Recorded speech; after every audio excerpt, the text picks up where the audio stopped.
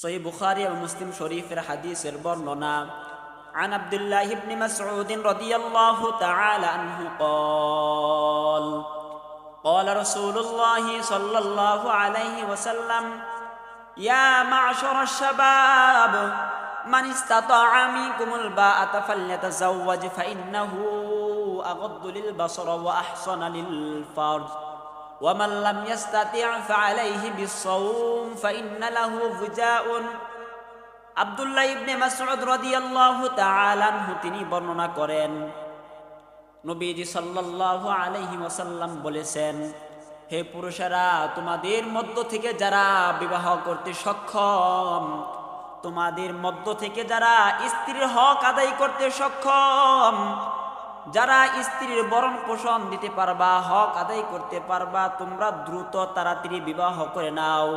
সুবহানাল্লাহ। আল্লাহর নবী বললেন, তোমাদের মধ্য থেকে যারা বিবাহ করতে সক্ষম, স্ত্রীর হক আদায় করতে, স্ত্রীর ভরণ পোষণ দিতে সক্ষম, তোমরা দেরি করিও না, তোমরা দ্রুত বিবাহ করে নাও। এখন বলতে পারেন, হুজুর, আমরা যদি দ্রুত তাড়াতাড়ি বিবাহ করে নেই তাহলে কি ফায়দা হবে, লাভ হবে? নবীজি সাল্লাল্লাহু আলাইহি ওয়াসাল্লাম বলেন, ফাইন্নাহু আগাদ্দু লিল বাসর ওয়া আহসানু লিল ফারজ। কেননা এই বিবাহ করাটা, কোনো ব্যক্তি যখন দ্রুত তাড়াতাড়ি বিবাহ করে নেয়, আল্লাহ রাব্বুল আলামিন তার এই দুই চোখ দিয়া যে গুনাহটা হইতো ওই গুনাহটা আর হইতে দেয় না। এই দুই চোখ আর কখনো বেগানা নারীর দিকে তাকাবে না। এই বিবাহটা, এই বেগানা নারীর দিকে তাকানোটা, এই বিবাহটা এই বেগানা নারীর দিকে তাকানো থেকে হেফাজত করার বন্ধ হয়ে যাবে।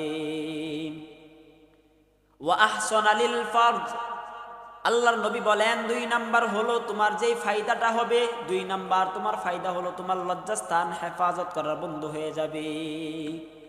এই বিবাহ তোমার লজ্জাস্থান, তোমার চক্ষু, এই দুইটাকে হেফাজত করার বন্ধু এই বিবাহ হয়ে যায়। সুবহানাল্লাহ।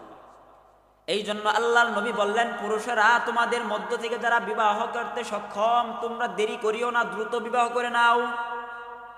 এখন ভাই দুস্থ বুজুর্গ, আপনারা বলতে পারেন, হুজুর, আপনি বললেন আমাদের মধ্য থেকে যারা বিবাহ করতে সক্ষম, স্ত্রীর হক আদায় করতে সক্ষম, তারা বিবাহ করে নিবে, বুঝলাম। বিবাহ করলে নজর হেফাজত হয়ে যায়, লজ্জাস্থান হেফাজত হয়ে যায়, বুঝলাম। হুজুর, আমরা স্ত্রীর হক আদায় করতে পারবো না, আমাদের এরকম সামর্থ্য নাই, এমন শক্তি নাই যে স্ত্রীর হক আমরা পূর্ণাঙ্গভাবে আদায় করব। আল্লাহর নবী বলেন, তোমরা যদি স্ত্রীর হক আদায় না করতে পারো, তোমরা যদি স্ত্রীর ভরণ পোষণ মোহর আদি না দিতে পারো, ফাইন্নাহু আগাদ্দু লিল বাসর ওয়া আহসানু লিল ফারজ ওয়া মান লাম ইয়াস্তাতি' ফাআলাইহি বিস-সাওম, তোমরা রোজা রাখতে শুরু করে দাও। সুবহানাল্লাহ। আল্লাহর নবী বললেন, তোমরা দ্রুত বিবাহ করো, দ্রুত বিবাহ করলে তোমাদের লজ্জাস্থান, চোখ, এই বিবাহটা হেফাজত করা বন্ধ হয়ে যাবে। আবার রাসূল বলতেছেন যে তোমাদের মধ্য থেকে যারা বিবাহ করতে সক্ষম না, যারা বিবাহ করতে সক্ষম না, স্ত্রী ভরণ পোষণ দিতে পারবে না, তোমরা রোজা রাখো। কারণ রোজা রাখলে কি ফায়দা হবে? কারণ রোজা রাখলে আল্লাহ তাআলা তাকে তার লজ্জাস্থান, তার চোখ, এই অঙ্গ প্রত্যঙ্গের গুনাহ থেকে হেফাজত করবে। কোনো ব্যক্তি যদি রোজা রাখে, তার শরীর ক্লান্ত থাকে, তার গুনাহ করতে মন চায় না, আল্লাহ তাকে গুনাহ থেকে হেফাজত রাখে। তো এখন আমরা বলতে পারি, হুজুর, আমরা বিবাহ করব না, আমাদের বিবাহ করতে মন চায় না। এমন একটা হাদিস আপনাদেরকে শোনানি। এই হাদিসটা সহিহ বুখারী ও মুসলিম শরীফের হাদিসে বর্ণনা। وعن سعد بن أبي وقاص رضي الله تعالى عنه قال رد رسول الله صلى الله عليه وسلم على عثمان بن مزعون التبتل ولو أذن له لاختصينا। সাদ ইবনে আবি ওয়াক্কাস রাদিয়াল্লাহু তাআলা আনহু তিনি বর্ণনা করেন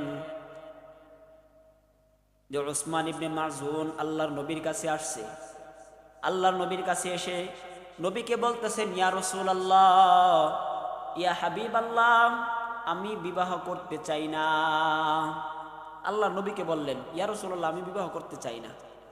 তো সাদ ইবনে আবি ওয়াক্কাস রাদিয়াল্লাহু তাআলা আনহু তিনি মনে মনে ভাবলেন যে আল্লাহর নবীকে বিবাহ করবে না এমন প্রস্তাব জানাইলেন, আল্লাহর নবী মনে হয় তার প্রস্তাবটা মেনে নিবে। সাদ ইবনে আবি ওয়াক্কাস রাদিয়াল্লাহু তাআলা আনহু বলেন, উসমান ইবনে মাযউন যখন নবীর কাছে প্রস্তাব জানাইলেন বিবাহ করব না, আল্লাহর নবী বললেন, হে উসমান ইবনে মাযউন, তুমি বিবাহ করে নাও, কারণ এই বিবাহটা তোমার দুনিয়া এবং আখিরাতকে সুন্দর করে দেই। বলেন না সুবহানাল্লাহ। তোমার এই বিবাহটা দুনিয়াও সৌন্দর্য, আখিরাতও সৌন্দর্য, অর্থাৎ দুনিয়াও তোমার সৌন্দর্য হবে, আখিরাতও সৌন্দর্য হবে। দুনিয়ার গুনাহ হবে না, আখিরাতে তোমার নেকের পাল্লা বাড়ি হবে, আর তোমার সবচেয়ে বড় জান্নাতের মালিক হয়ে যাবে। এই জন্য আমরা মনে করতেছি বিবাহ করব না, বিবাহ করতে মনে চাই না।